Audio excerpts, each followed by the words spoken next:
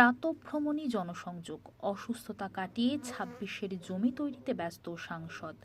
দ্বিতীয়বারেও গণদেবতাদের আশীর্বাদ পেয়েছেন, তবে লোকসভায় শপথ নেবার পরেই অসুস্থ হয়ে দীর্ঘদিন নিজ কেন্দ্রের জনগণের থেকে দূরে থাকতে বাধ্য হয়েছিলেন চিকিৎসকদের পরামর্শে স্বয়ং চিকিৎসক সাংসদ ডাক্তার জয়ন্ত কুমার রায়।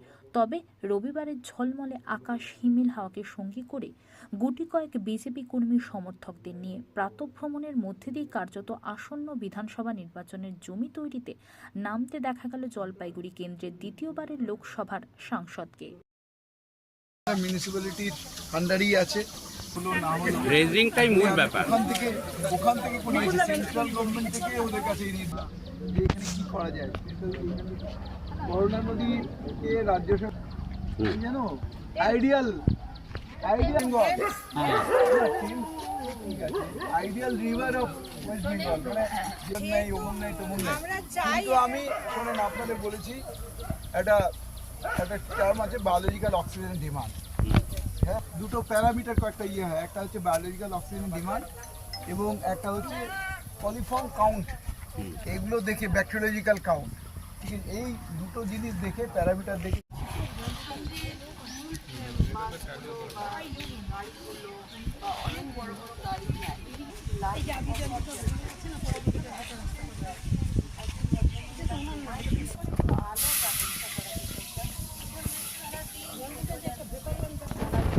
সাংসদ আসছিল এমপি সাহেব, কি কথা হলো, কি বললেন আপনারা?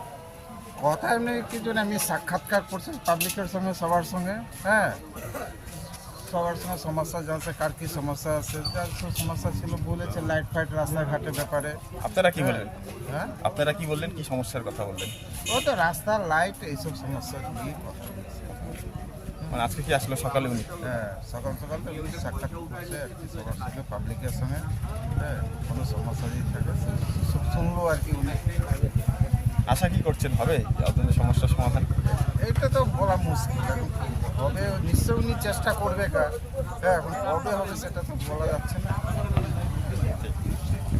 পার্লামেন্টে আজকেই চলে যাব, তো আবার যখন আসবো আবার এরকমভাবে এটা চলতেই থাকবে, আমার অনগোয়িং প্রসেস।